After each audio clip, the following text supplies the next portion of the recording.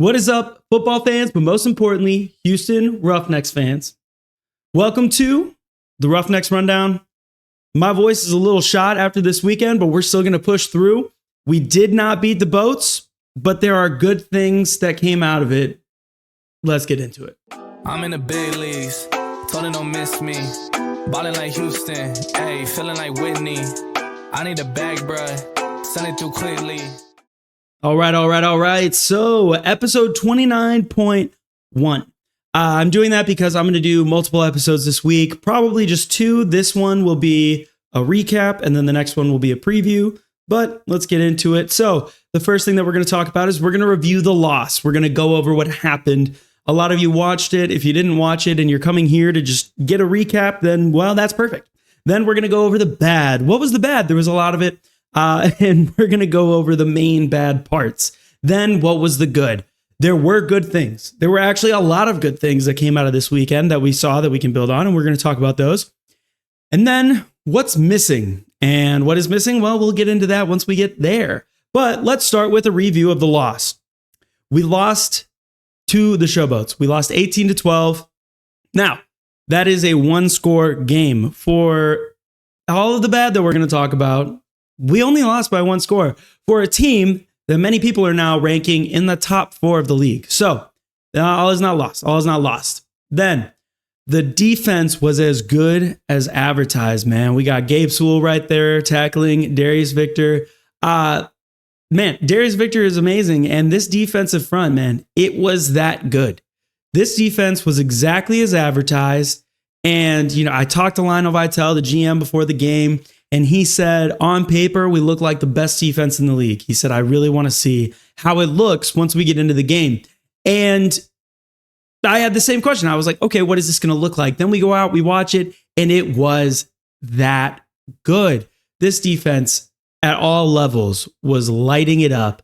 I mean, for an offense that I don't know if we're going to go up against another offense this season. I mean, them again a second time because they're conference champion or conference rivals. But I don't know if we're going to go up against another offense that has this many weapons and the defense looked that good. So that's a huge thing. Then we go into the offense was painful. Everybody who watched it knows that this was a brutal game to watch on both sides of the ball. Like their offense didn't get going. Our offense didn't get going. And it was just painful to watch. This was a boring game, honestly, unless you like defense, which I do. So that was a little more fun to watch. But otherwise, just actually painful. Then the last thing was special teams were very rough.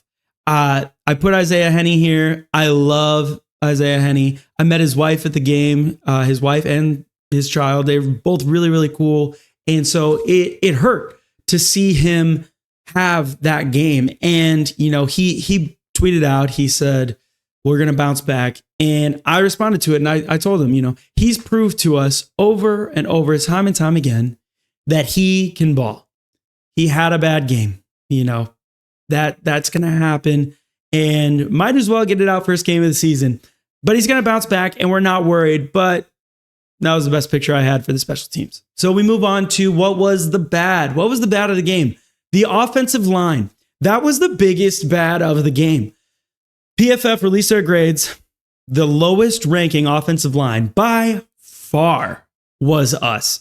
The second worst offensive line was actually who we're playing this week. We'll talk about that in the preview coming up later this week, the defenders. But wow, to have our offensive line score an 18.3 out of a possible 100 is brutal. If you scored that on the beginning of a test in college, like that's your first test of the semester, you'd pull out, you'd drop that class. You'd say, I'm going to retake that. You're not going to do that because that is such a brutal grade. And it absolutely showed. When you go look, our passing yards per game are 8th after game 1. Our rush yards are 7th. Those directly can correlate to the offensive line. We weren't making holes. We really, really needed to lean on the offensive line this game because we didn't have Mark Thompson. So we needed to make holes for TJ Pledger, for Tion Evans, for Kirk Merritt, and those were not happening. We had one good run. That was about it. The passing game, we are last in the league as far as passing yards go. He had no time.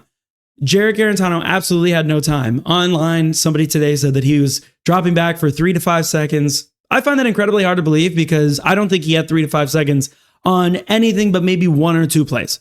Then total yards per game, 8th. Also, the only reason that we are not last in rush yards per game is because we held the Showboats so hard that they are last.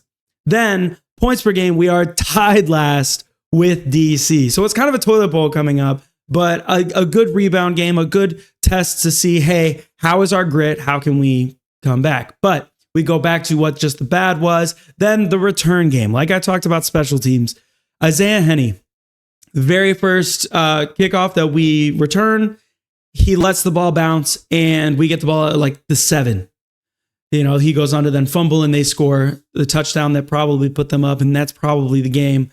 Then later on, we hold the Showboats. We have 40-something seconds. We could possibly try to mount a game-winning, game-tying at least drive, and Isaiah Henney fumbles the punt.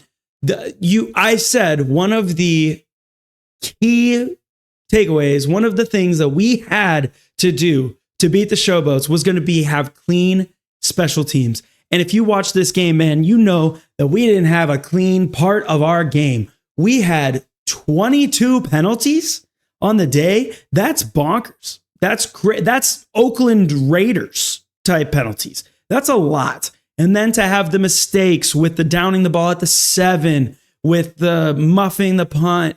These are things that you cannot do if you want to win games. We saw it season 1 with the Gamblers. We saw it season 2 a little bit with the Gamblers. You thought maybe we were cleaning it up, and then we came out and we were just as undisciplined. But that is something that I bet I would put a lot of money that this week they are nipping that right in the bud, and that we are going to be better. We are not going to play as undisciplined. But then the offensive game plan, that is another thing. We cannot put it all on the offensive line. We can't put it all on the quarterback. We can't put it all on the skill players. We also have to look at the coaches. Coach Eric Price, he had a good game plan, but then we came in and Jarrett Garantano said himself, well, here, I'll let you hear it. It was a tough one. A lot of self-imposed mistakes. I think we could have played a lot better without the mistakes, but it's always game 1. It's the unknown going into it. They blitzed a lot more than they showed on tape last year, and we had some stuff offensively that we weren't prepared for. And I got to do a better job as a quarterback, and we got to do a better job practicing on offense to not have those mistakes in the game. There you go. So Jarrett said that they blitzed us more than they blitzed anybody all last season.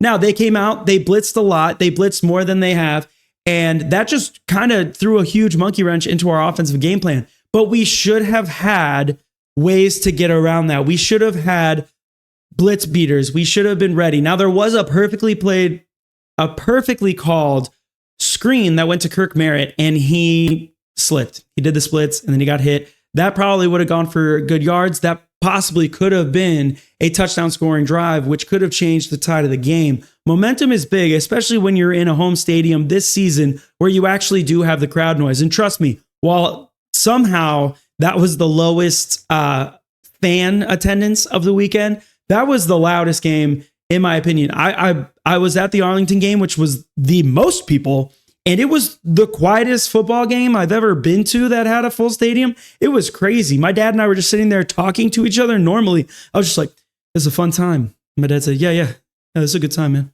We're having a good time. We were talking that quiet, and we could hear each other in Arlington. In Houston, it got loud. When plays happen, every time that we got a penalty, boos rung out. Like it was loud. So momentum matters.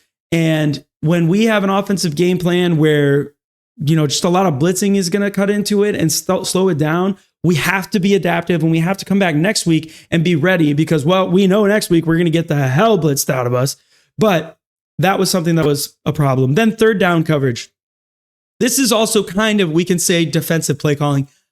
Chris Wilson called a fantastic game. He absolutely stifled the run. We were pretty good on passing downs, but then third down specifically, I don't know what it was, but Case Cookis was able to just find the hole in the zone every third down and hit the sticks. It was like he hit right at the sticks every time. And we need to be able to clamp down, and we need to be able to stop that because, man, third downs killed us. If we could have gotten that off the field on more third downs, That'd have been a big, big help in this game. That could have possibly pushed us over the edge. But hindsight 2020, you live and learn. Now we move on to the good. I wanted to start with the bad because I like to end with the good. I want to end on a high note. I want you guys to be excited about some of the things that we saw. And there were things to be excited about. Defensive line.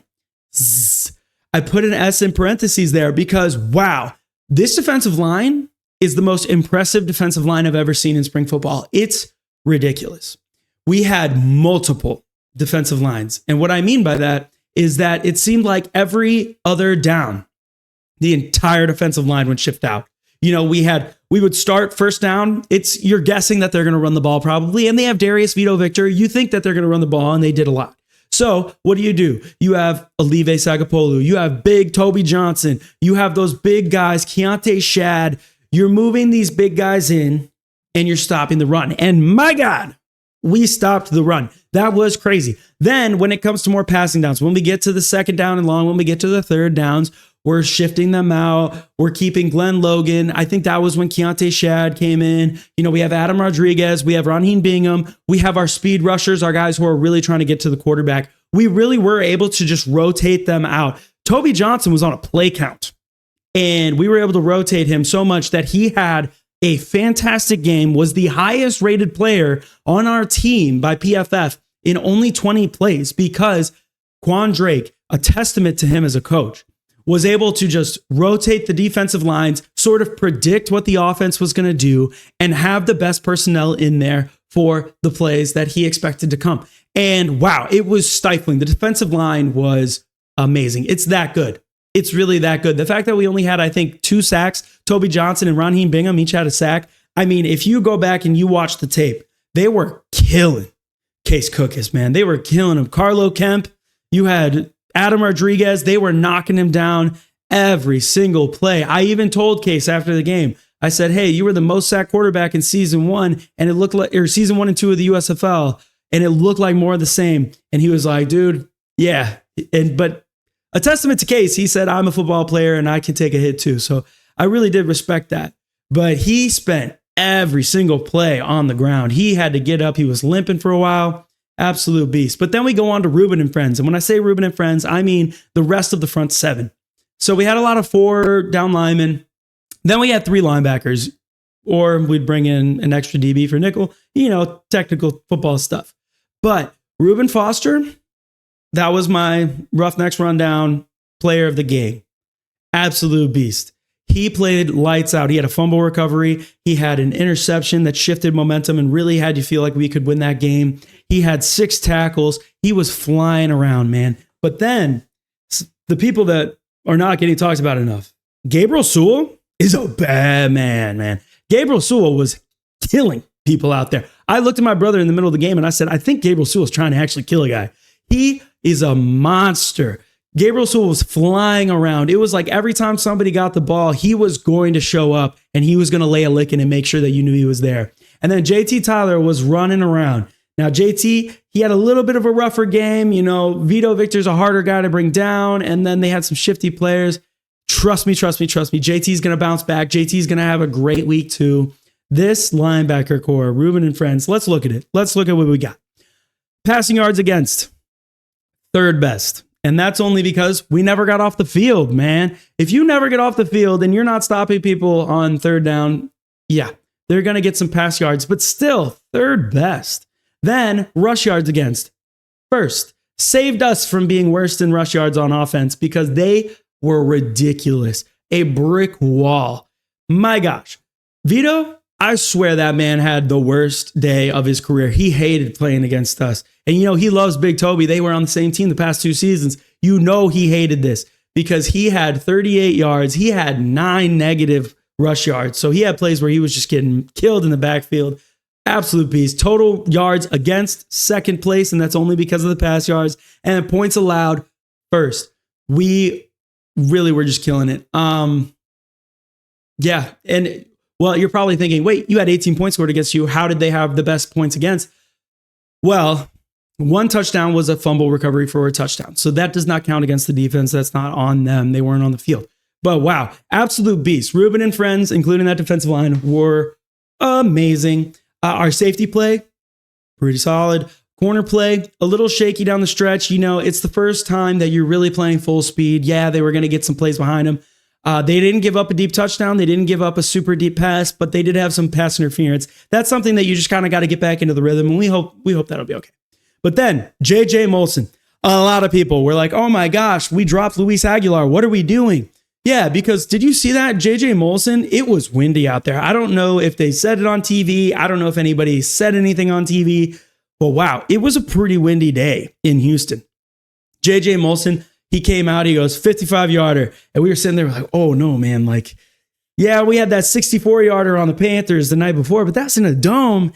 J.J. Molson, it's 55 yards and it's windy and it was pushing against him. This is the craziest thing is the wind was against him. Nails it with an extra 6 yards probably he could have had. Pretty crazy. J.J. Molson, legit. I feel like he's going to probably get us out of some tight spots this season. Then quarterback. The quarterback was a good. Yes, the quarterback. Let's talk about that. So Jarrett Garantano, this is his first start since college. Now, you can say he played in preseason in the NFL and stuff, but we talked about that. After the game, I asked him, I said, this is your first start that you've had since college. How did it feel? This is what he said. Jay, it's your first start after being on practice squads and stuff where it's your offense, you're playing the whole game. Loss aside, how did it feel to come out and know that you're controlling an offense? I was grateful from Jump Street. I mean, I was tearing up a little bit when they were saying the national anthem.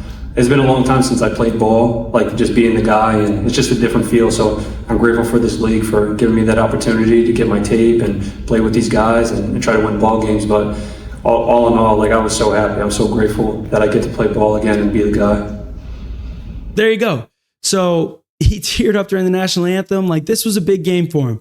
I'm going to talk about that at the end, how that kind of makes me feel. But he went 16 for 21 passing, fairly solid numbers, 157 pass yards. There were a lot of underneath stuff. He really had to get the ball out quick. He didn't have time to let plays develop and really get things downfield. So you can't knock him too hard for that when the offensive line wasn't giving him the time. And then he had 22 rush yards. This is something that I asked him in the press conference as well. I said, you looked great when you were using your legs. How come we didn't see you run more? And he said that it was something, first game, he really wanted to get the passes out there and it wasn't a part of the game plan, but they're going to implement more of the QB running plays. There are specific plays where he is supposed to run the ball. They weren't able to really use any of them because they were just trying to get the ball out. Then he had the only touchdown that we had. We got down into the red zone, and what did the coach do? He put the ball in his hands and he let him get it into the end zone because he's the leader and he's the quarterback of this team. And I think that says a good amount that, we had TJ Pledger, we have Kirk Merritt, we have guys that probably could have pushed it down the middle. And he said, no, I want it in your hands. And I like that. Now, the last thing that I took away is that he took the loss hard. When he came into that press conference at the end, visibly, he was upset. And I think that matters. That matters a lot because when you go back and you look at Tennessee, you look at all that stuff, there were a lot of people that were questioning. They were questioning his headspace. They were questioning him as a teammate. All I saw in that press conference on that field was a good teammate. He was fighting for his guys. He was going up to the refs and, he wasn't being disrespectful or anything, but he was always fighting for their side. And after the game, he took that loss hard on Easter Sunday, which is his favorite holiday, by the way. He took it hard and you could tell that he wanted change. And that made me feel good. Not good like watching him hurting. That sucked. I didn't like seeing our quarterback be upset. That sucks. But it made me feel good for the future that we have a guy who really does care, who really does love the game like that. So I'm going to say at least give him another 2 weeks. Let Jarrett convince you because I saw a guy who, if we can give him time, I think he can be legit. I think he's going to show us some really good things, but we have to protect him. So do not write him off yet. Please, I beg you, just give him 2 more weeks. All right, now, what is missing? Let's talk about who's missing. Mark Thompson, Chris Odom, Keandre Thomas. These are key pieces. I just read the screen, but I'm not wrong. I asked Coach Johnson in the press conference about this. Here's what he said. I want to ask Mark Thompson, Chris Odom, there were big pieces that weren't a part of this game today. How much of an impact do you think they will make going forward once they are able to join the team again? Well, Chris Odom is our pass rusher. Let's call it what he is. He's probably the best pass rusher in this league. Didn't have him, and then Mark Thompson was our running back. He was the MVP of the league. So it's hard to run the ball without your best player. A lot of those runs that we saw today was for Mark, but it's unfortunate that he's not playing. But when they come back, man, we're going to get a lot better. But still, man, the bottom line is too many mistakes. That's the bottom line with this game. It's too many mistakes. There you go. So you see, he's talking about, he called Mark the MVP. I know it was Offensive Player of the Year, but it's a similar thing. And the actual MVP from last year isn't in the league. So he's the closest thing we have. Mark makes a big difference, especially when we're talking about the offensive line. A good running back really helps an offensive line because he's going to be able to keep the defense honest. They're not going to be able to just straight bull rush the way that they're doing because they're always going to have to think about Mark Thomas. Now, Chris Odom, like you heard right there, he is our pass rusher. He's one of the best pass rushers in this league, and he wasn't on the field. So we only had 2 sacks. We were getting the case, but maybe if we had him, maybe we get another sack, maybe 2. He had 12 in season 1. He had multiple sack games. He's going to make a difference because also he's going to draw a lot of double teams, which is going to then open up for the Glenn Logans, the Keontae Shads, the Olive Sagapolus, and it's going to open it up for the other side when we have Adam Rodriguez and Raheem Bingham. So we really do need him back. Now, Keandre Thomas, this is a guy that we're not talking about. He's got some personal things that he's dealing with, and he's not going to be back till probably around week 3 or week 4. From what I heard, Keandre Thomas is our best corner. He is the most locked down corner that we have, and he was not in that game. So when I'm talking about the third down coverage, when I'm talking about some looser zones, that's going to be helped when he's able to come back once he resolves the personal things that he's dealing with right now. We always let them handle those, and I don't throw shade around any.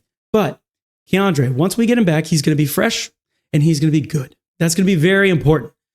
Once we get these guys back, I think we're going to see a big step up. And man, I do think that we have a playoff team here. We just have to let the pieces click, let the gears catch, and let the machine start turning. I said it online. Let people sleep on us. We're the oil rig, right? We burn slow like diesel.